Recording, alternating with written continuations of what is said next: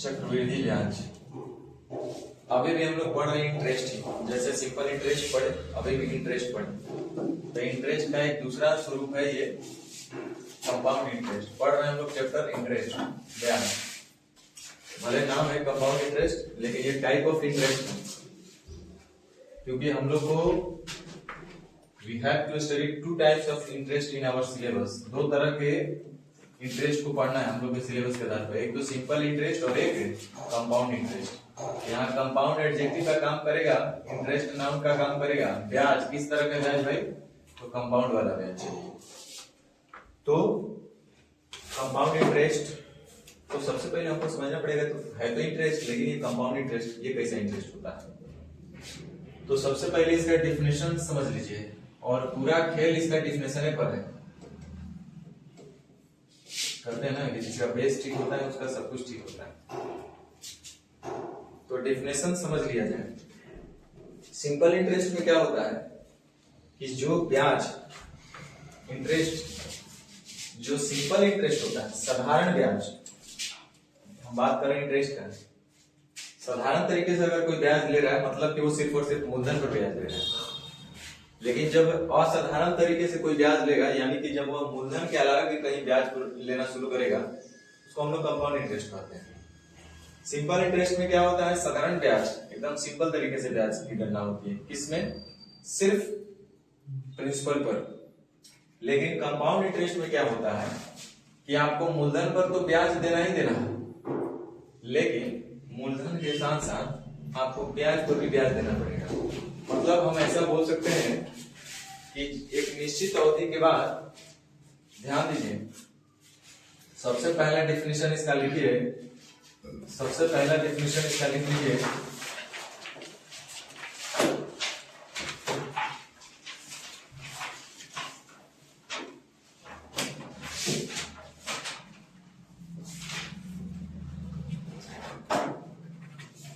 ब्याज की वह व्यवस्था या ऐसी व्यवस्था, ब्याज की ऐसी व्यवस्था जिसमें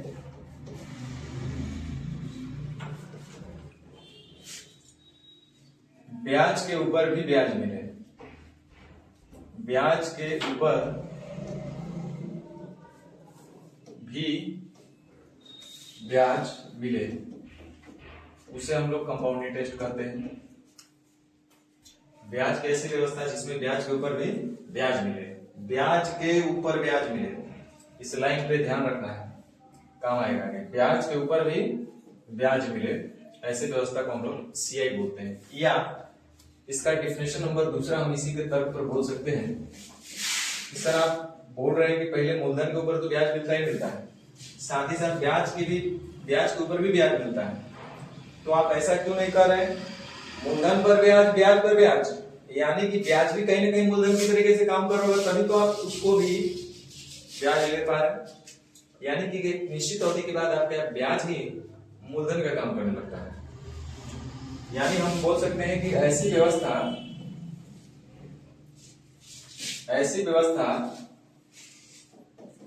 जिसमें एक निश्चित अवधि के बाद, एक निश्चित अवधि के बाद, एक निश्चित समय के बाद, निश्चित अवधि के बाद, एक निश्चित अवधि के बाद, ऐसी व्यवस्था जिसमें एक निश्चित अवधि के बाद ब्याज ही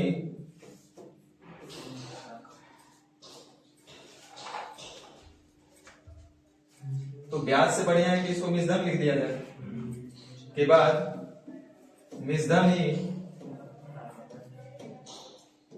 ही मूलधन का काम करे।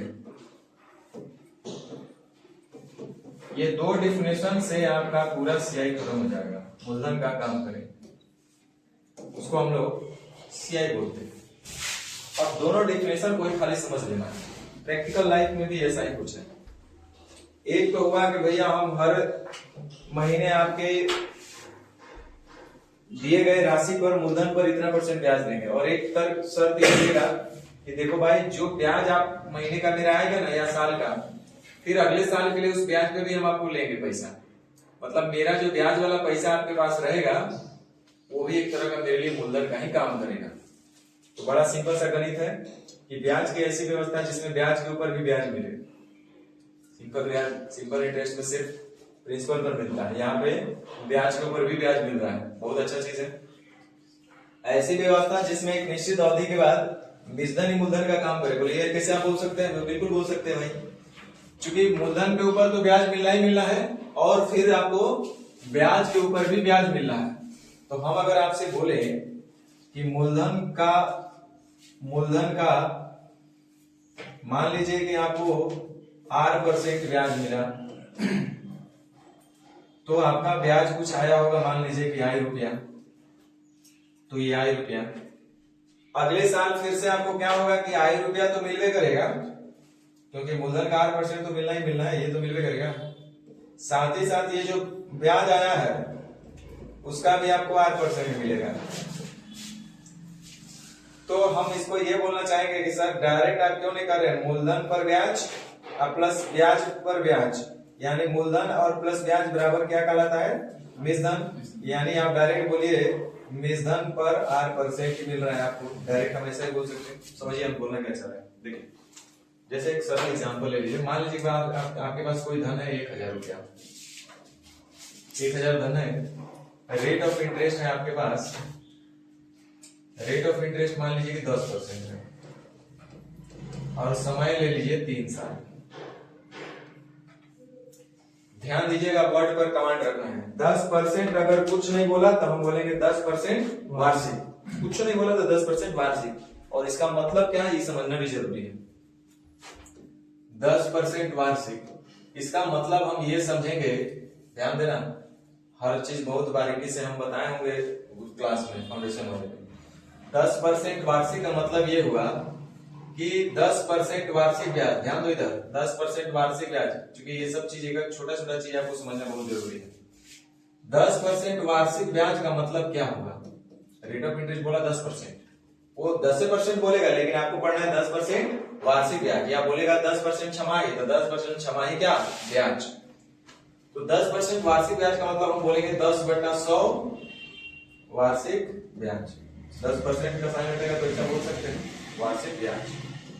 इसका मतलब हम ये बोलेंगे हुआ कि चूंकि आप जानते हैं कि छूट अंकित मूल्य पर मिलता है, लाभ हानि क्रय मूल्य पर होता है, उसी तरह से ब्याज की गणना मूलधन पर किया जाता है। मूलधन के ऊपर ब्याज, यानी कि ऊपर रहेगा ब्याज और नीचे रहेगा मूलधन। मूलधन के ऊपर ब्याज, तो मूलधन पर ब्याज, यानी कि हम बोलेंगे कि जब मूलधन होगा 100 रुपया तब ब्याज होगा 10 रुपया। कितने दिन में? 1 साल। वार्षिक बोला ना, यानी कि इसका रेशियो लिखना हम चाहे तो ऐसे बोलेंगे कि जब मूलधन होगा 100 रुपया तो ब्याज को आई से हम सूचित कर दे रहे हैं, ब्याज होगा 10 रुपया। कितने साल का? 1 साल का। तो हम बोलेंगे तब 1 साल का मिश्रधन हो जाएगा 110। ठीक है। अगर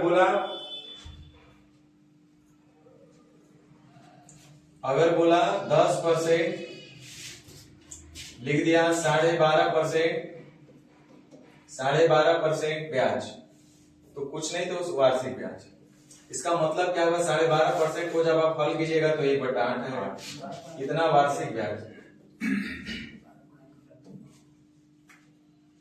कुछ गलत लिख दिया क्या? 12 गुणा 1/2, हम 12.5 बोल रहे हैं ना, अब सही हुआ 12.5। 1/8 वार्षिक ब्याज। इसका मतलब ये हुआ कि चूंकि ब्याज तो होता है मूलधन के ऊपर गणना, तो ब्याज मूलधन के ऊपर मिलेगा। मूलधन के ऊपर यानी नीचे होना चाहिए मूलधन और ऊपर होना चाहिए ब्याज। यानी कि जब मूलधन होगा 8 रुपया तो ब्याज मिलेगा 1 रुपया। 1 रुपया कितने समय में? 1 साल में। तो यानी कि 1 साल के बाद मिश्रधन हो जाएगा 9 रुपया। तो आपको इसका भाषा समझ में आना चाहिए, पहले मीनिंग पता होना चाहिए कि 8% का मतलब क्या हुआ, 10% ब्याज का मतलब क्या हुआ, 15% ब्याज का मतलब क्या हुआ। तो सबसे पहले आपको यही प्रैक्टिस कर लेना है, एकदम छोटा छोटा चीज, कि 15% ब्याज को मूलधन ब्याज का रेशियो लिखिए, 20% ब्याज का वार्षिक है, सब ये वार्षिक है, इसका आप लिखिए। 25% का आप लिखिए। 16/2/3% का आप लिखिए। ये सब आपको पहले मूलधन, ब्याज और बीजधन का रेशियो लिखना आना चाहिए, ठीक है। अब चलिए इसके बाद हम जो बोलना चाह रहे थे डेफिनेशन को, उसको समझ लिया है। जैसे भैया मान लो कि अगर 1000 रुपया मूलधन है, रेट ऑफ इंटरेस्ट 8% है, समझ लिया 3 साल, तो हम लोग समझेंगे कैसे? तो देखिए पहले साल के लिए अगर हम ब्याज की गणना करेंगे फर्स्ट ईयर के लिए, 3 साल मतलब पहले साल, दूसरे साल और तीसरे साल, तो पहले साल के लिए जब हम ब्याज के बात हम करेंगे तो ब्याज तो मूलधन पे ही मिलेगा, पहले साल तो कोई ब्याज मिला होगा नहीं। तो पहले 1 साल के लिए टोटल 3 साल हो गया, 1 साल, 2 साल और 3 साल। तो हम बोलेंगे पहले साल का ब्याज कितना होगा भाई? तो डायरेक्ट मूलधन पे कितना मिलेगा? 10%। तो 1000 का 10% जब हम लोग निकालेंगे तो कितना मिलेगा? 100 रुपया, ठीक है। अगर यह ऐसा ही होता तो हर साल सामान्य मिलता है, 100 रुपया मिलता है, ठीक है।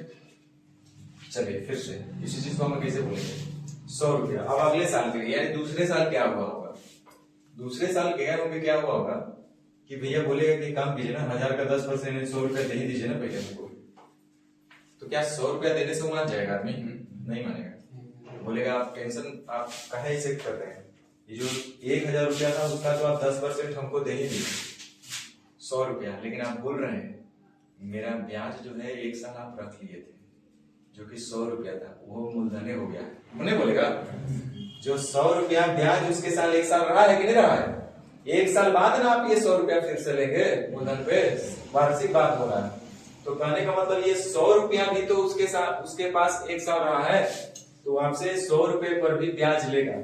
और रेट ऑफ इंटरेस्ट फिक्स है कितना? 10%। तो 100 का भी 10% को लेगा, तो 100 का 10% कितना? 10 रुपया और ले लेगा, ठीक है। तो ये जो एक्स्ट्रा ब्याज आपको दिख रहा है ये कहां से आया है? तो वो लिख लीजिएगा, जहां अधिक बराबर ब्याज का 8% है, काम आएगा ये सब। अब तीसरे साल देखिए फिर से वही बात होगा कि 2 साल हो गया ना, इधर 2 साल इधर हो चुका है। अब तीसरे साल की बात करें तो भाई मूलधन है 1000, उसका 10% यानी कि 100 रुपया तो आपको मिलेगा ही मिलेगा, इसमें कोई शक नहीं है। 100 रुपया तो मिलेगा ही मिलेगा, इसमें कोई शक नहीं है। लेकिन 100 रुपया देने से वो नहीं मानेगा, वो बोलेगा कि मेरा पैसा इससे पहले जो आपके पास रहा है 1 साल तक उसका भी दे दीजिए। वो कितना रहा पैसा? 100 व 100 200 व 10 210 रुपया ना हो गया है। 210 रुपया ना आपके पास साल भर छोड़ा था वो, तो 210 का भी आपसे 10% लेगा। तो 210 का 10% जब आप निकालिएगा तो कितना आएगा? 21 रुपया आ जाएगा। इस तरह से आप समझ रहे होंगे कि पहले साल का ब्याज 100 रुपया, दूसरे साल का ब्याज 110 रुपया, तीसरे साल का ब्याज 121 रुपया। इस तरह से कुल ब्याज 331 रुपया हो रहा है। टोटल ब्याज कितना हो गया? 331 रुपया। 3 साल का कुल ब्याज पूछेगा तो नहीं बता दीजिएगा, तो आप आराम से निकाल सकते हैं पैदल यात्रा करके, कोई कड़ा काम नहीं है।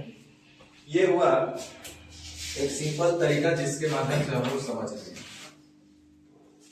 कि ये ब्याज के ऊपर ब्याज, ब्याज के ऊपर ब्याज हम लोग निकाल के चले गए। अब एक दूसरा तरीका हम लोग क्या बोले थे, ये क्या था? ये कौन सा डिफिनेशन से समझ में आया? 2 डिफिनेशन लिखा है। जब ब्याज के ऊपर भी ब्याज मिले ऐसी व्यवस्था को हम लोग क्या बोलते हैं? सीआई। तो देखिए ब्याज के ऊपर ब्याज, ब्याज के ऊपर ब्याज मिला तो ऐसी व्यवस्था को सीआई बोले, तो सीआई निकाल लिए ना। ये पहला डिफिनेशन से, डिफिनेशन पे कमांड रखना जरूरी है। अब दूसरे डिफिनेशन से देखो हम लोग क्या करते हैं। दूसरा डिफिनेशन क्या बोल रहा था? एक निश्चित अवधि के बाद जब निजधन ही मूलधन का काम करने लगे तो ऐसी व्यवस्था को भी हम लोग सीआई ही बोलते हैं। तो देखिए यहां पे मूलधन है 1000 रुपया, पहले साल के लिए मूलधन हमारे पास कितना है? 1000 रुपया। तो ब्याज हमारे पास 1000 का 10% कितना मिलेगा? 100 रुपया मिलेगा कि नहीं मिलेगा? ये फर्स्ट ईयर के लिए मूलधन था, तो बताइए अगले साल के लिए मूलधन कितना होना चाहिए? देखो इधर समझा दे रहे हैं, रटेगा तो फंसेगा। बोलेंगे कि सर इधर देखो, ध्यान दो, दूसरे साल क्या होगा कि मूलधन का यानी कि 1000 का 10% तो लेवे करेगा कि ना लेगा, और साथ ही साथ क्या लेगा 100 का भी, यही ना। तो हम बोले कि इतना का 10% जोड़ इतना का 10%, क्या इसको हम लोग ऐसा लिख सकते हैं 10% जो दोनों जगह कॉमन है, तो 10% डायरेक्ट हम निकाल देते हैं 1000 प्लस 100 का, ऐसा लिख सकते हैं ना भाई। तो जब ऐसा लिख सकते हैं तो हम डायरेक्ट क्या बोलेंगे 1100 का 10%, और 1100 हमारा क्या कहलाएगा विसधन का 10%। हुआ ना, मतलब वही ना हुआ। यानी कि हम बोलना ये चाह रहे हैं कि अलग अलग निकालने के बजाय हम ऐसा बोल सकते हैं कि मूलधन का 10% निकालिएगा फिर ब्याज पर निकालिएगा 10%, तो सीधे हम कहे ना कहे कि विसधन का ही 10%। हो रहा है ना बात सारी। तो बताइए कि पहले साल के लिए तो मूलधन था 1000 रुपया, तो ब्याज आपका निकल गया 100 रुपया। दूसरे साल के लिए मूलधन कितना होगा बताइए? 100 प्लस 1000 प्लस 100 यानी कितना हो जाएगा 1100। तो 1100 का ही 10% मिलेगा, आया ना। मिसधन ही मूलधन का काम करेगा। निश्चित अवधि के बाद जब मिसधन ही मूलधन का काम करे तो ऐसी व्यवस्था को सीआई बोलेंगे। तो 1000 का 10% निकालिए, कितना आएगा? देखिए दूसरा का साल 110 रुपया आया था, बोलिए। अब हमको बताइए कि तीसरे साल के लिए मेरा मूलधन कितना हो जाएगा?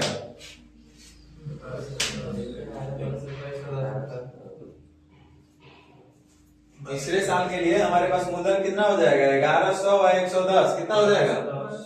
1210। अब इसी का ना हमको निकालना है क्या परसेंट?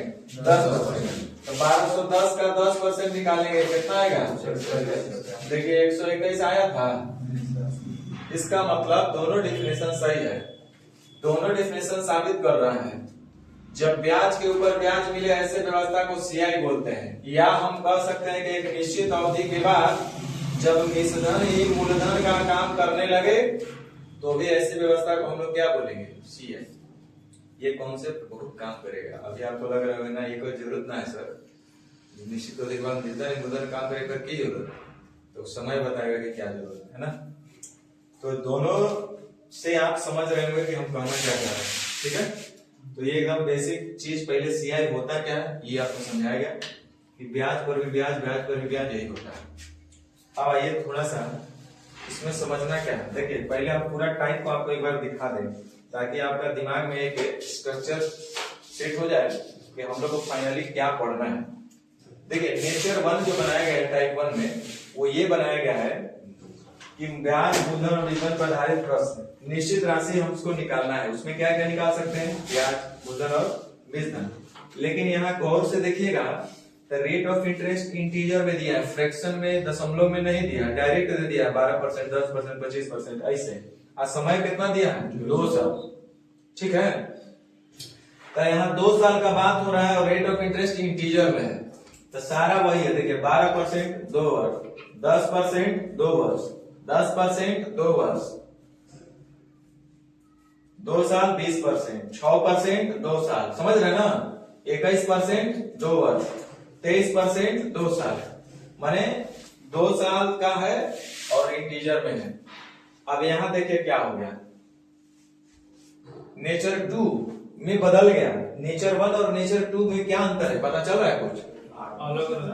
वहां भी 2 साल का लिए, यहाँ भी 2 साल के लिए। देखिए 2 लगातार वर्ष का तो ब्याज बताइए, लेकिन अंतर क्या हो गया कि दोनों साल के लिए ब्याज अलग अलग कर दिया। बोला कि भैया पहले साल तुमसे हम 8% लेंगे और दूसरे साल 10% लेंगे, तो ये अंतर हो गया।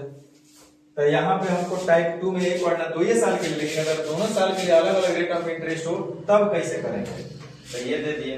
मैंने ये ऐसा असाइनमेंट बनाया है ना कि गधा भी इसे सीख सकता है, जान जाओ, और बहुत अच्छे लेवल तक सीख सकता है। सीजीएल मेंस के लिए एकदम इनफ है। नेचर 3 में देखो क्या है, यहाँ भी 2 साल के लिए है। यहाँ कितने साल के लिए है? लेकिन फर्क इतना ही है कि इस बार रेट ऑफ इंटरेस्ट क्या चीज में दे दिया, फ्रैक्शन में दे दिया। तो उसके लिए कैसे हल करेंगे जल्दी, कौन सा अप्रोच बढ़िया हो सकता है, हम लोग 2-3 तरीका से हर एक क्वेश्चन को करेंगे। देखिए यहाँ भी वही सब फ्रैक्शन में दे दिया है, समय तो ये साल रहा, ठीक है। अब आइए नेचर 4, यहां भी देखिए क्या है, 10% है चाहे जो भी देगा उससे मतलब नहीं है।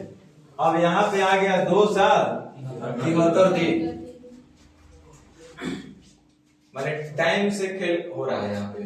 2 साल 4 महीना, 2 साल 6 महीना, है ना, 2 साल 9 महीना, 2 साल 6 महीना 73 दिन।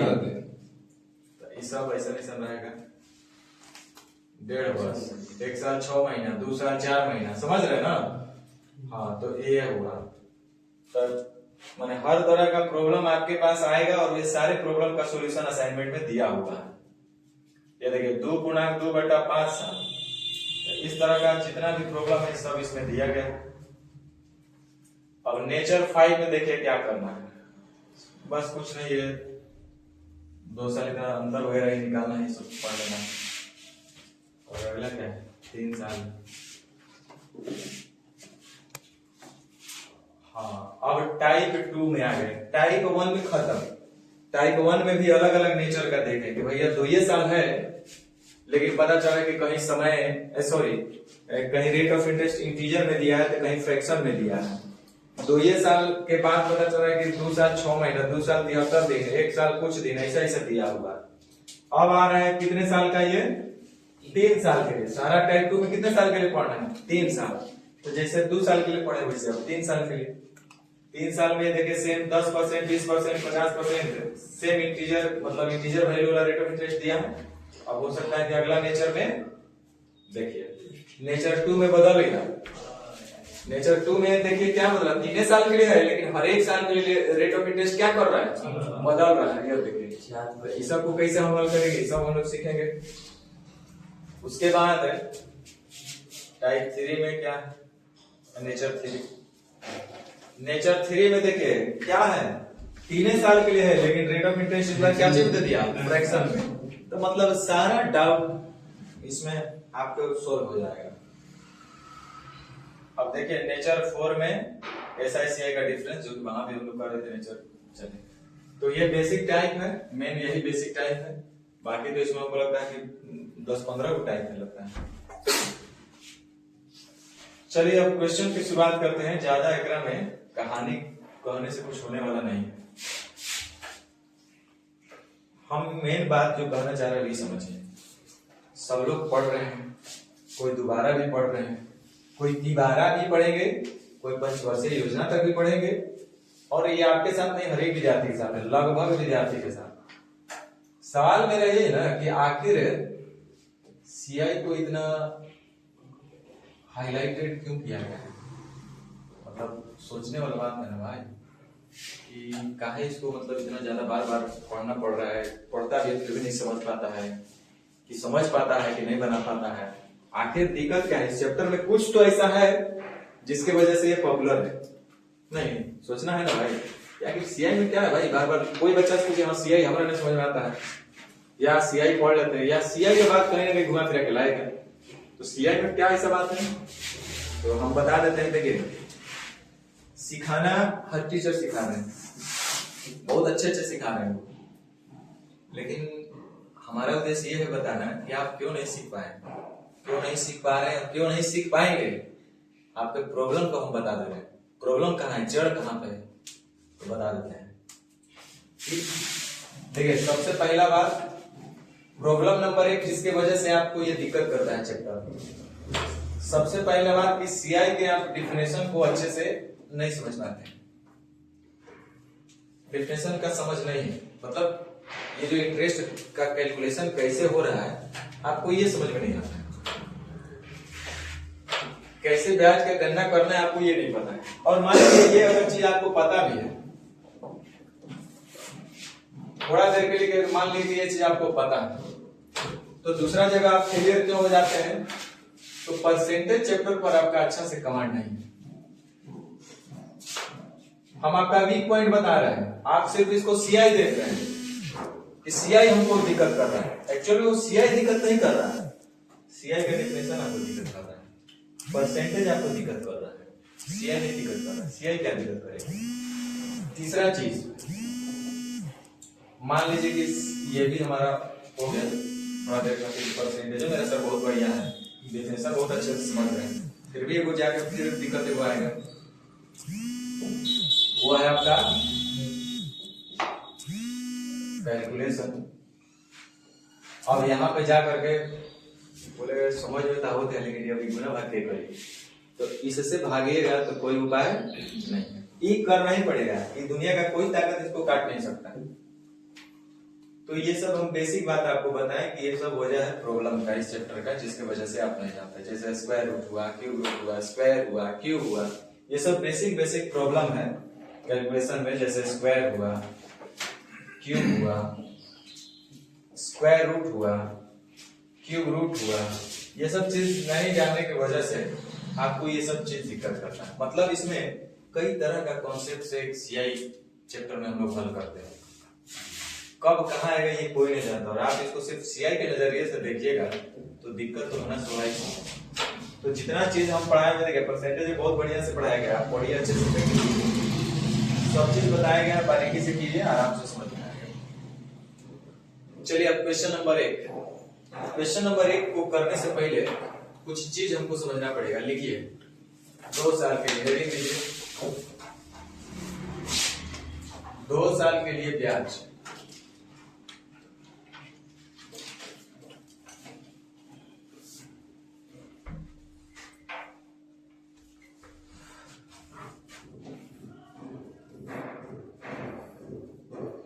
SI CI डिफरेंस, मतलब CI माइनस SI,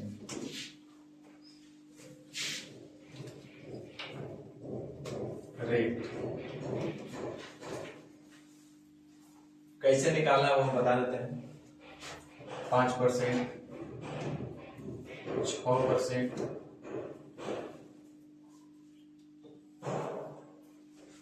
7%, 8%, 9%, 10%, 15%,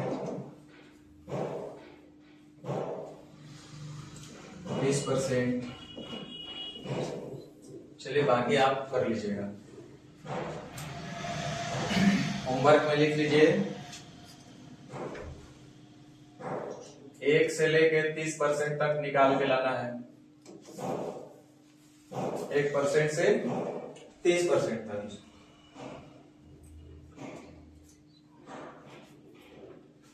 सारा प्रैक्टिस हो जाएगा, आपको ज्यादा से ज्यादा समय लगेगा तो 7 से 10 मिनट, बहुत ज्यादा अगर लगेगा तो 8 से 10 मिनट, 5 से 10 मिनट, इससे ज्यादा नहीं लगेगा, 10 से 11 मिनट नहीं लगेगा। अगर हम 2 साल का बात हो रहा है, कितने के लिए? 2 साल के लिए। तो 2 साल के लिए अगर एसआई होता तो 1 साल में 5%, तो 2 साल में 10%।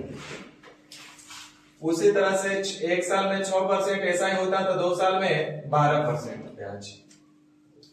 एसआई में 7 दूनी 2 साल के लिए 14%, 1 साल में 8% तो 2 साल का 16%, 1 साल का 9% तो 2 साल का 18%, 1 साल का 10% तो 2 साल का 20%, 1 साल का 15% तो 2 साल का 30%, 1 साल का 20% तो 2 साल का 40%। ये एसआई के लिए है लागू।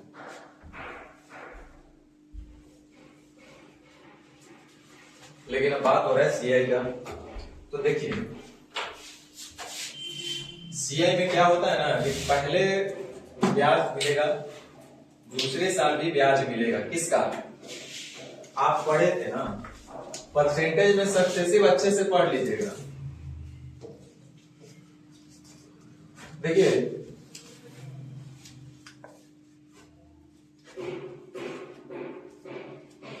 ये जो रेट ऑफ इंटरेस्ट लिखे हैं 5%, तो किसका 5% देगा?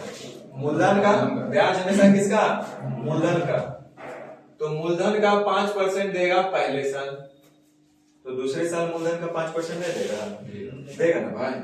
तब दूसरे साल भी मूलधन का 5% देगा, तब तो टोटल 10%। तो ऐसा ही होता तब ना उतने मिलता।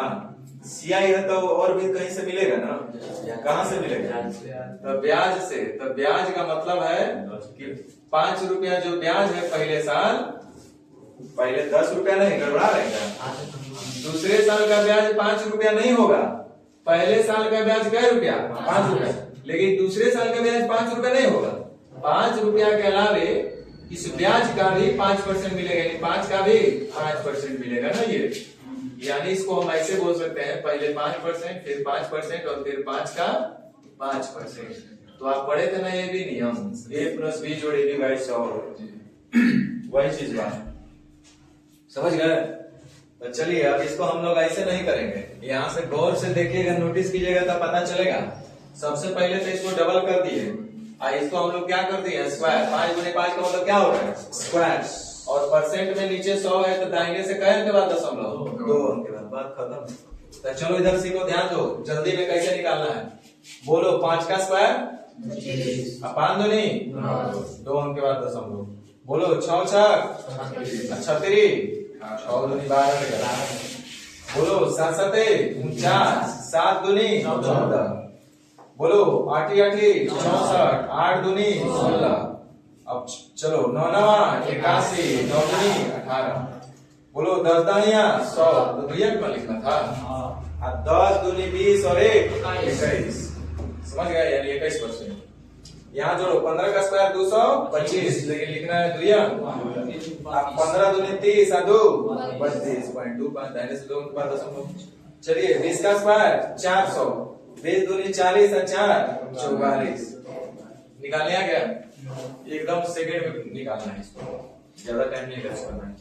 अब जरा एक चीज और बता रहे हैं, ध्यान देना, नोटिस करना है, जरा ध्यान देना, कुछ काम का चीज बोल रहे हैं। ये पाई चार्ट नहीं है कि इसको जाके रट जाना है। 1 से लेके 30% तक निकालना, सारा दिमाग में बैठ जाएगा। वो यही काम करना है, बिना अनुभव, बिना प्रैक्टिस के अनुभव नहीं होता है। चलिए ध्यान दीजिए, बेवकूफ इधर ध्यान दो। सीआई और एसआई का डिफरेंस, सीआई कितना है? 10.25, आई कितना है? अंतर कितना आएगा? 0.25। ये 12.36, ये 0.36, अंतर कितना? और यहाँ अंतर कितना? अब देखो, जल्दबाजी में अगर हमको सीआई एसआई का डिफरेंस निकालना है, बोला कि 5% की दर से या 8% की दर से हमको डिफरेंस निकालना है, तो हम ऐसा नहीं करेंगे कि ऐसा ही होता था 8 दूनी 16, ये हो जाएगा 16/64, ये 16.64, तो अंतर आएगा 16.64 में 16 घटाएंगे तो 64। नहीं, डायरेक्ट बोलो 8 8 0.64। इसको बोलो 9 9 81.8। आ रहा कि नहीं अंतर आ रहा? उसी तरह से 10 दानिया 100 मतलब 20, तो यहाँ 21, यानी कितना आएगा? 1%। तो ये करने आएगा, डायरेक्ट डिफरेंस लेने आया। 5 का 5% दर से 2 साल का एसआईसीआई का डिफरेंस कोई पूछेगा तो 5 5 0.25। 6% की दर से 2 साल का सीआईएसआई का कोई अंतर पूछेगा तो 6 4 36.36। 7% की दर से 2 वर्ष का पूछेगा तो 7 7 49.49। आगे भी सब इसी तरह, समझे? यहाँ देखो अंतर कितना आ रहा है? 2.25। ऐसे देखो 15 का स्क्वायर कितना? 225, दाहिने से 2 अंक के बाद सब जगह तो 16 बिठा रहे, कितने बिठा रहे हैं? यहाँ बिठा देंगे, नहीं बिठा रहे हैं? देखो इधर, एक बार हम फिर से बोल रहे हैं, 2 साल के लिए एसआईसीआई का डिफरेंस। हम इसमें से घटाने का मतलब है कि एसआई और सीआई हमको पता रहेगा, एसआई और सीआई हमको पता रहेगा तब जाके घटाएंगे, यही ना? लेकिन हम बोले कि डायरेक्ट हम बोल सकते हैं, क्योंकि घटाने से तो 0.25 मिल रहा है ना, तो कैसे मिल रहा है? बोलो 5 5 और दाहिने से 2 अंक के बाद दशमलव बैठाना है। 6 6 दाहिने से 2 अंक के बाद दशमलव बैठाना है। 7 7 दाहिने से 2 अंक के बाद दशमलव बैठाना है। 8 8 64 दाहिने से 2 अंक के बाद दशमलव बैठाना है। 9 9 81 दाहिने से 2 अंक के बाद दशमलव। 10 10 100 दाहिने से 2 अंक के बाद दशमलव। कितने परसेंट आएगा ना? 15 का स्क्वायर 225 दाहिने से 2 अंक के बाद दशमलव। 20 का स्क्वायर 400 दाहिने से 2 अंक के बाद दशमलव। समझ में आ गया? तो तो CI/SI का डिफरेंस डायरेक्ट आप बता सकते हैं ना। चलिए ये हमको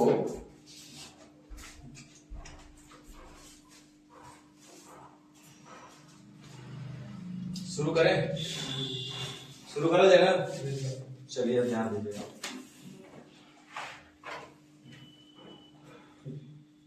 लिखो कहीं कहीं से, क्योंकि तो बार बार डाउट में जहां जाएगा ना तो ये हमको दिक्कत होने लगता है। ऐसे बढ़िया है कि जो काल करे सो आज, आज करे सो अब।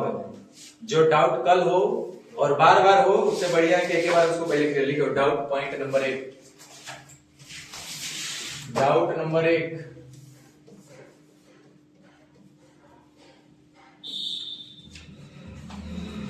इसको अच्छे से समझ लो क्योंकि वही काम आएगा। इसको सब एक चीज को लिखना ताकि बाद में जरूरत नहीं पड़े, देखे और कर ले। तो डाउट पॉइंट नंबर 1 या कंफ्यूजिंग पॉइंट 1 दोनों लिख सकते हैं। देखो यहाँ पे लिखा हुआ क्या, हम क्या लिखना चाहते हैं, हेडिंग दो, मूलधन ब्याज और मिश्रधन का रेशियो लिखना। हेडिंग दो, मूलधन ब्याज और मिश्रधन का रेशियो लिखना। 2 साल 3 साल XYZ साल के लिए जो भी है ना, बहुत काम का चीज बता रहे हैं और इससे कंफ्यूजन नहीं होना चाहिए। क्यों होता है ये जान लेते हैं, क्यों का कारण समझ जाएंगे ना, फिर दिक्कत नहीं होगा, रटना नहीं पड़ेगा। इधर ध्यान दो, जैसे वो लिखा है बुआ कि रेट है 10%, क्या परसेंट, 10%। और कुछ भी हो, समय 2 साल हो 3 साल हो, समय एक जगह लिखते हैं 2 साल और एक जगह लिखते हैं 3 साल,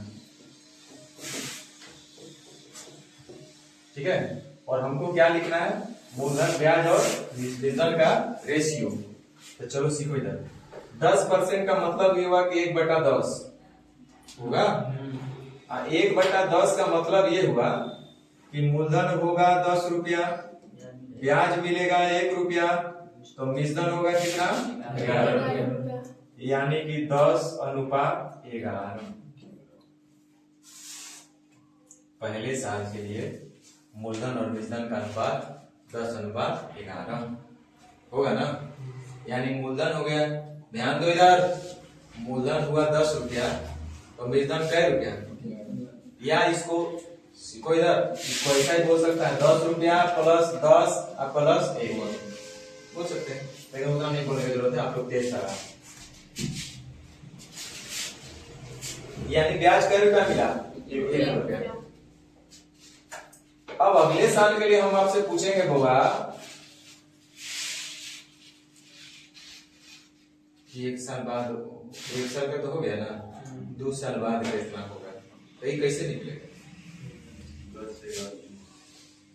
अगले साल के लिए हमको ब्याज निकालना होगा तो कितना होगा, 10 का। ध्यान देना, हम क्या ऐसा नहीं बोल सकते हैं 11 का 10%, बोलो हाँ या ना, क्योंकि एक निश्चित अवधि के बाद मिश्रधन मूलधन का काम नहीं कर देगा।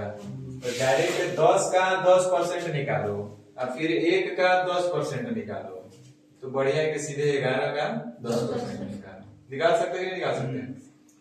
तो जब इसका हम निकालेंगे ना 11 का 10%, तो ये तो हमको ब्याज आएगा भाई, ब्याज आएगा। और हम चाहते हैं कि मिश्रधन निकाल दें, तो इसमें 10% और हमको ऐड करना पड़ेगा। तो 11 का 10% जैसे हम लोग ऐड करेंगे तो 1/10 निकालने से बढ़िया है कि 11/10 निकाल देते हैं। अबे नहीं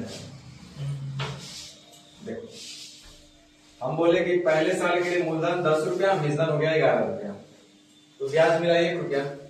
ये 1 साल के बाद का मिश्रधन है। हम बोले कि अगले साल के लिए ब्याज बताइए, दूसरे वर्ष का ब्याज बताइए, I2। एक काम करो, I1 A1, समझ में आ रहा है ना। तो ये हो गया 11, ठीक है यहाँ तक। अब हम क्या करना चाह रहे हैं कि दूसरे साल के लिए आप ब्याज बताइए, I2। दूसरे साल का ब्याज बता दो, ज्यादा कुछ नहीं करना। दूसरे साल का ब्याज कैसे निकलेगा, 1 रुपया तो रहबे करेगा, नहीं रहेगा। और साथ ही साथ ब्याज पर भी ब्याज मिलेगा, यानी 1 का भी 10% मिलेगा। मिलेगा कि नहीं मिलेगा? खेल लो इससे, बड़ा काम करेगा। तो हम बोले कि तब दूसरे साल का अमाउंट बता दीजिए। बोले सर चिंता न करना है, इतना रुपया ब्याज और प्लस ये रुपया, यानी 11 और प्लस 10 से कम 10 आए 11/10, यही होगा ना? बोलिए। एकदम एक स्टेप हम तोड़ के दिखा रहे हैं आपको, लेकिन आप अगर दिमाग यहाँ नहीं लगाना चाह रहे हैं तो ये आपकी कमी है। अब यहाँ देखिए 11/10 जोड़ 10, 11/10 जोड़ 11, इसको अगर हम हल करना चाहें तो लिखेंगे 110 जोड़ 11/10। तो ये हमारे पास बउआ हो जाएगा 121/10। होगा कि नहीं होगा? यानी आपके हिसाब से अमाउंट जो 2 आना चाहिए 121/10। हम बोले इस सब बीच में गायब कर दो, इतना कहानी तो आपको समझाने के लिए हम किए। और प्रिंसिपल है कितना? 10। तो प्रिंसिपल था 10 पहले साल, और 2 साल के बाद मूलधन कितना हो गया? 121/10। तो इसको जब हम लोग हल करेंगे ना बुआ, तो ये आ जाएगा 100:121। 100:121 आएगा। अब रुक जाइए, इतना नहीं करना है, इसको और शॉर्ट से हम लोग समझ सकते थे। इसको थोड़ा सा और हम शॉर्ट में हम आपको समझा देते हैं। देखिए ये आया कैसे 100:121, इसको थोड़ा सा और शॉर्ट में हम करके बता देते हैं। देखिए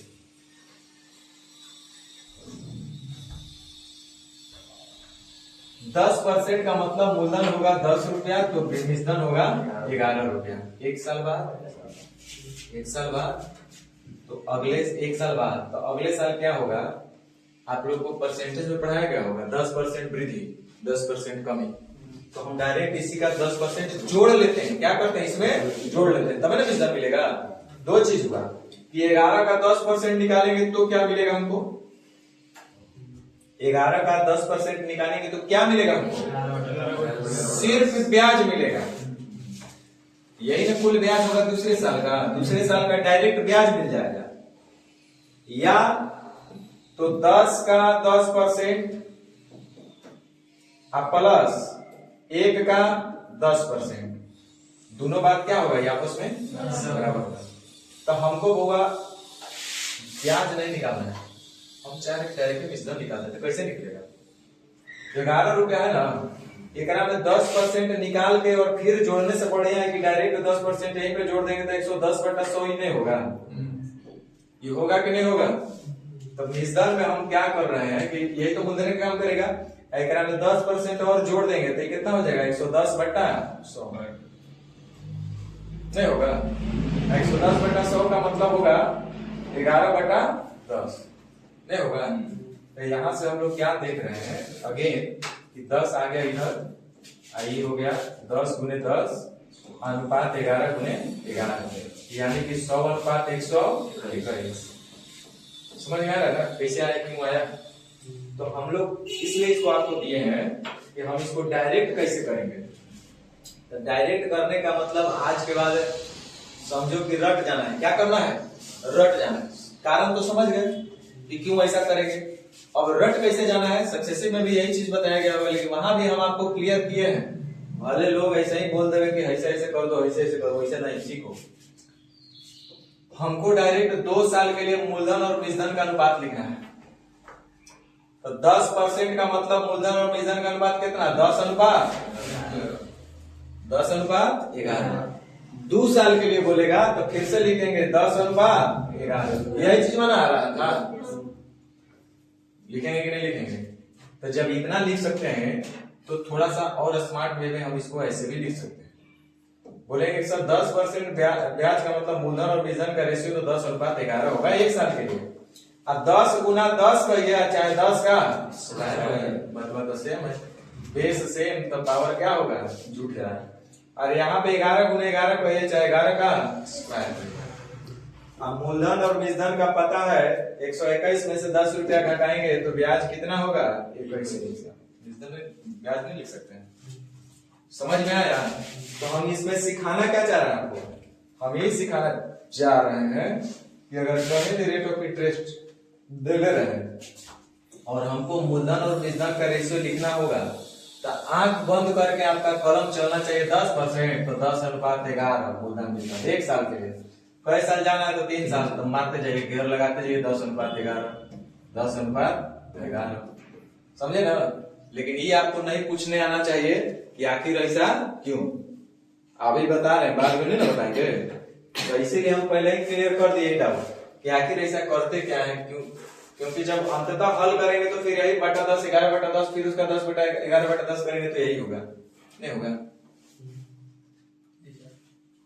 तो डायरेक्ट हम लोग मूलधन और बीजधन का रेशियो ले सकते हैं। इसको चाहे तो हम ऐसे ही बोल सकते थे 10 के पावर 3 साल है तो 3, 11 के पावर 3, यही बोलता है 4 साल के लिए तो सीधे लिख देते पावर 4। समझ में आ गया बात। तो डाउट नंबर 1 डाउट नहीं ना रहेगा, बोलो। चलो तो अब क्वेश्चन करते हैं। तरीका नंबर 1, हर एक क्वेश्चन को 1, 2, 3 तरीका से हम लोग करेंगे ताकि एकदम हर चीज क्लियर हो जाए। उद्देश्य यह है कि आपको कॉन्सेप्ट क्लियर हो जाना चाहिए। देखो 5,000 रुपए का 12% की दर से 2 वर्ष का हमको सीआई बताना है। पहले पैदल यात्रा करते हैं, तो पैदल यात्रा करेंगे तो 2 साल के लिए सीआई बताना है बउआ, 2 साल के लिए। तो गधो बोलेगा सर पहले साल के लिए तो मूलधन 5,000 रुपया है, 12% 1 साल में लेगा, तो 5,000 का 12% कितना होता है? 600। बोलो 5,000 का 12% कितना होगा? 600। तो पहले साल तो 600 देगा।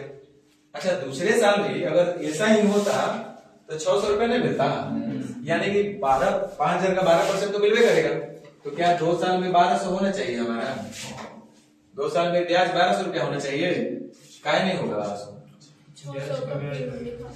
क्योंकि दूसरे साल के पहले आप देखेंगे तो ये अपना ब्याजवा 1 साल के लिए छोड़ दिया था आपके पास, तो छोड़ा था तो बदले में लेगा ना ब्याज आपसे।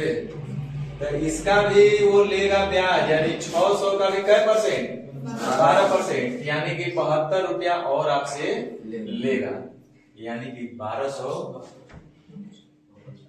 12,672 होना चाहिए। ठीक है सर, पढ़ लिया, कैंसिल कर दिया था, ऑप्शन गड़बड़ दिया नहीं। चलिए 1272, यानी कुल ब्याज जो हमारा हो गया वो कितना हो गया? 1,272 रुपया। समझ में आया कि नहीं? कब कौन काम आ जाएगा नहीं जानता है, कभी सुई काम आएगा, कभी सुआ काम आएगा, कभी तलवार काम आएगा, है ना। तो सुई सुआ तलवार सबको साथ में रखने चला। तरीका नंबर 2, ये था पैदल यात्रा। कौन सा यात्रा? पैदल यात्रा सबसे सुकून वाला यात्रा होता है, यहाँ पर एक्सीडेंट होने का कोई डर नहीं। अब आइए तरीका नंबर 2, हम लोग रेशियो मेथड से करते हैं। रेशियो नहीं बोलिए इसको, हाँ इसको पहले यही बता देते हैं। चलिए प्रश्न में कभी भी निश्चित राशि अगर पूछा जाए तो कहीं ना कहीं निश्चित राशि का दिया भी होना जरूरी होता है। यहाँ पे निश्चित राशि के रूप में दिया है कौन चीज? 5,000। तब 5,000 क्या चीज दिया है आपका? मूलधन ना। तो मूलधन का तुलना मूलधन से 12% की दर से 2 वर्ष का, अभी आप लोग थोड़ा देर पहले किए थे, 2 वर्ष का सीआई। तो 12% की दर से 2 वर्ष का निकालना बड़ा आसान काम है। 12 दूनी 12 का स्क्वायर 144, 44 है ना बोलेंगे। अब 12 दूनी 24 और 1 25.44 ब्याज होगा। तो मूलधन का तुलना मूलधन से ब्याज निकालना है तो 25.44,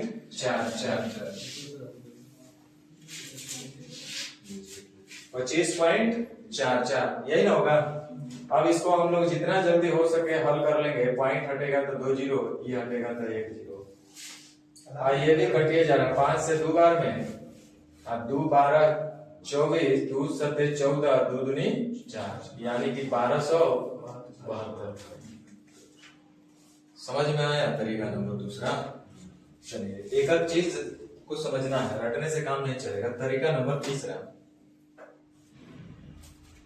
अभी आप लोग थोड़ा देर पहले ही सीखे थे कि सर जब भी रेट ऑफ इंटरेस्ट दिया जाए ना तो हम मूलधन और बीजधन का रेशियो आराम से लिख सकते हैं, नहीं लिख सकते? 12% का मतलब कितना होगा? 25 अनुपात 3/25 होगा। 12% का मतलब कितना? 3/25। देखिए 12% परसेंटेज में आप सब पढ़े होंगे। 12% का मतलब होगा 4×12 4 25 100 यानी कि 3/25 यानी कि बबुआ मूलधन होगा 25 रुपया, तो ब्याज होगा 3 रुपया, तो मिश्रण होगा 28। 1 साल के लिए ना जी। तो 2 साल के लिए क्या करना पड़ेगा? पावर 2।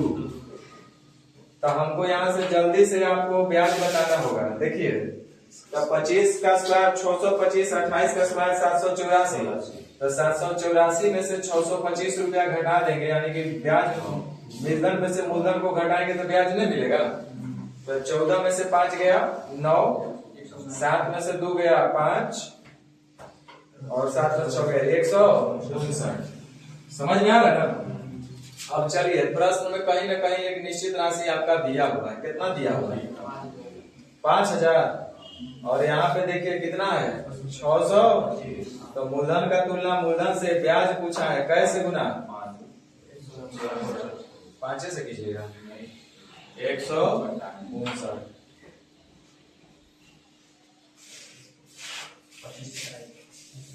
देखिए 125 से कटा देते हैं 8 बार में, 125 से ही 5 बार में, आई 5 से 5 कटिए गए है ना। 9 72, 120 और 7 127 यानी कि 1272। तरीका नंबर दूसरा समझ में आया? तीसरा चौथा कल से बताएंगे, आज 3 को तरीका पर रहेगा। एक दिन सब बताएंगे तो हैंग न करने लगेगा।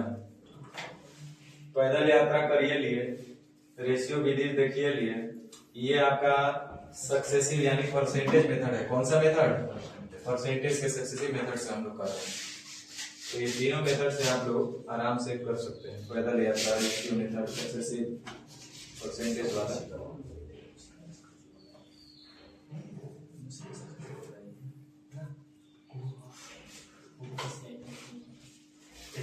तो क्वेश्चन नंबर 2 तो सेम होगा वही है। अब आइए 3। 14,000 रुपए पर 10% वार्षिक चक्रवृद्धि ब्याज की दर से 2 वर्ष का सीआई क्या होगा? फिर से वही काम, अगर हमको पैदल यात्रा करना होगा तब वो कर सकते हैं। 2 साल का सीआई बताना है तो पहले साल और दूसरे साल का हम निकाल देते हैं। देखिए 14,000 का 10% जब हम लोग निकालेंगे, 14,000 का 10% निकालेंगे तो 1400 रुपया आएगा। पहले साल का ब्याज कितना? 1400। तो फिर दूसरे साल भी मूलधन का इतना परसेंट यानी 1400 यहाँ भी आएगा। अब ये पता चल रहा होगा कि इतना तो मिलेगा, साथ ही साथ ब्याज के ऊपर भी ब्याज मिलेगा। तो ब्याज के ऊपर ब्याज का मतलब 1400 रुपये पर भी हमको 10% मिलेगा, यानी कि 140 रुपया और मिलेगा। यानी कि इस तरह से टोटल जो आपका ब्याज होगा 2940 रुपया होगा।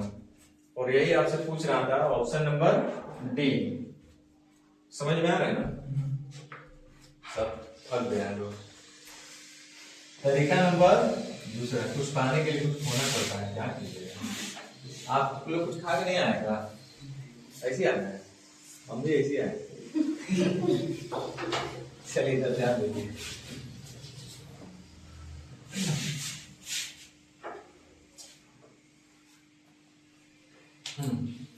प्रश्न में एक निश्चित राशि दिया है आपका 14,000 रुपया, और ये क्या चीज दिया आपका? मूलधन। तो मूलधन का तुलना मूलधन से जो पूछेगा उसका गुना। 10% की दर से 2 साल का सीआई, तो बच्चा जानता है कितना हो जाएगा? 21%। तो यहाँ से आप डायरेक्ट हासिल कर सकते हैं अपना आंसर।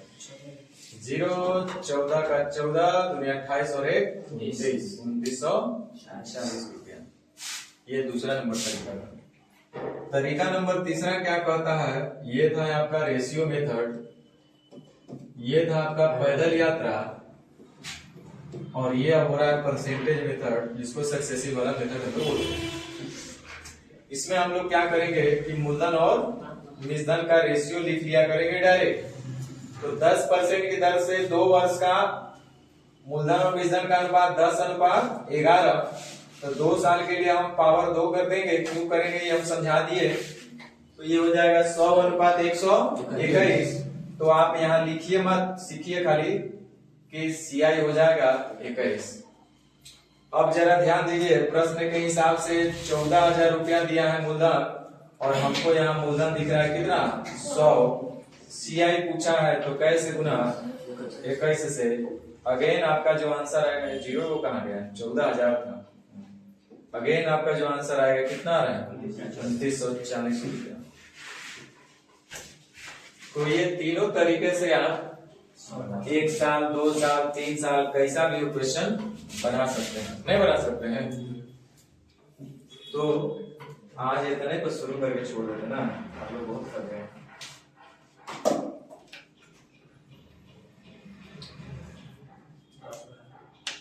चलिए ये वो नेचर 2 का क्वेश्चन है, वो बता के छोड़ते हैं। अब नेचर 2 में देखिए क्या दिक्कत है यहाँ पे, यहाँ पे दोनों साल रेट ऑफ इंटरेस्ट को बदल दिया गया, तो इसको भी तीनों तरीका से करते हैं। तरीका नंबर 1 पैदल यात्रा।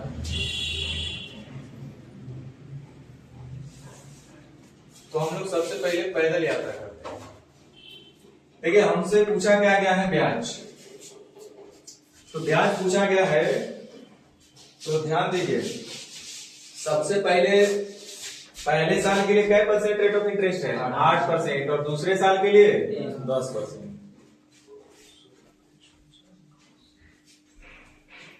तो ध्यान दीजिए 8% 10%, तो पहले साल जो ब्याज मिलेगा मूलधन का 8% मिलेगा, तो 24,000 का 8%। पहले साल जो हमारा ब्याज मिलेगा वो क्या मिलेगा 24,000 का 8%, यानी 192 1920 रुपया। 24,000 का 8% निकालिए, 24 अट्ठे 192, तो यानी कि 1920 रुपया मिलेगा बउआ पहले साल। कोई दिक्कत क्या, एकदम बच्चा वाला चीज है। अब दूसरे साल भी क्या 1920 रुपया नहीं मिलना चाहिए पहले?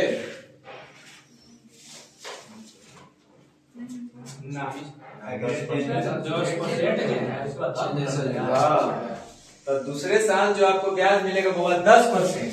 तो किसका 10%? जो भी मूलधन होगा, मूलधन तो मूलधन का 10% कहिए है, चाहे मूलधन का 10% ब्याज का 10%, बात समझ पड़ेगा।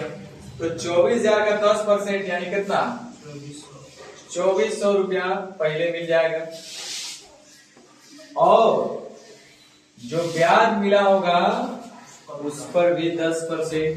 तो ब्याज कितना मिला है 1920, इसका 10% जब निकालेंगे 192, 1920 का 10% कितना है 192।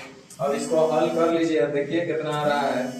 इसको जब आप लोग हल कीजिएगा जोड़ जाड़ के देखिए टोटल कितना हो रहा है, कितना 4512। चलिए हल कर देते हैं। 2 0 0 यानी कि 2 हो गया, यहाँ पे 9 0 9 2 11 1 हो गया, 1 4 और 1 5 5 9 14 का 4, हाथ में 1 2 3 और 1 4 हासिल उठा, यानी 4512। इस तरह से आप पैदल यात्रा भी करके निकाल सकते हैं अपना आंसर। तरीका नंबर दूसरा हमारा क्या था, रेशियो मेथड ना। अब जरा सीखिएगा, यहाँ पे 10% का डायरेक्ट आप निकाल लेते थे, 15% का डायरेक्ट आप निकाल लेते थे, लेकिन जब 2 अलग अलग साल का देगा चाहे 3 अलग अलग साल का देगा तब कैसे निकालेंगे? तो उसके लिए भी कोई कड़ा काम नहीं है। पहले साल 8% तो मूलधन का 8% मिलेगा ना, और दूसरे साल 10% तो ब्याज कितना मिलेगा मूलधन का 10%। तो क्या कुल ब्याज 8 10 18% होना चाहिए, 8 का भी 10%, ये ना कुल ब्याज होगा। तो a + b = ab/100, फिर से वही आ गया। तो हम लोग यहाँ से पहले 8% और 10% का सक्सेसिव निकाल लेते हैं। कुछ समझ में आ रहा है? तो 8% और 10% का निकालेंगे हम लोग, तो 8 का 10 18, और 8 का 10% कितना 0.8, यानी 18.8। अब चलिए प्रश्न में दिया है 24,000, ये मूलधन है, तो मूलधन का तुलना मूलधन से ब्याज पूछा है 18.8 से गुना। समझ में आ रहा है? एक पॉइंट हटेगा तो इधर से एक जीरो भी हटेगा, ये 2 जीरो से 2 जीरो कटेगा। 144 सॉरी 124 गुने 8, 24 अठे 192 का 2, 24 अठे 192, 192 और 19 कितना होगा? 192 और 8 200, 200 और 11, 211 का एक आंख में आएगा 21, 24 एकम 24, 24 और 21 45, यानी कि 4512। समझ में आ रहा है? तरीका नंबर तीसरा हमारा कौन चीज था? परसेंटेज रेखा था, रेशियो। तरीका नंबर तीसरा, ध्यान दीजिएगा, मूलधन और बीजधन का रेशियो हम लोग को लिखना था।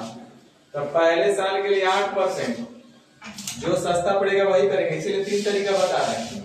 8% का मतलब होगा 2/25, यानी मूलधन होगा बबुआ पहले साल के लिए 25, तो बीजधन हो जाएगा 27 पहले साल के लिए। 2 साल के लिए बोलेंगे तो पावर 2 कर दें क्या? रेट ऑफ इंटरेस्ट सेम ना है, अलग अलग है। 10% का मतलब 10/11।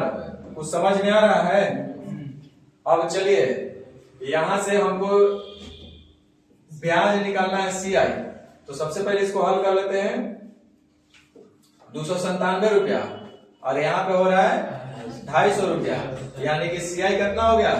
47 रुपया। ठीक है ना?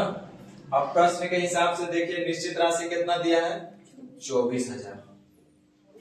और यहाँ पर देखिए कितना दिया है रेशियो में? मूलधन 250। तो मूलधन का तुलना मूलधन से ब्याज पूछा है तो कैसे गुना? 47 से। इसको फिर से हम लोग हल कर लेंगे। 250 को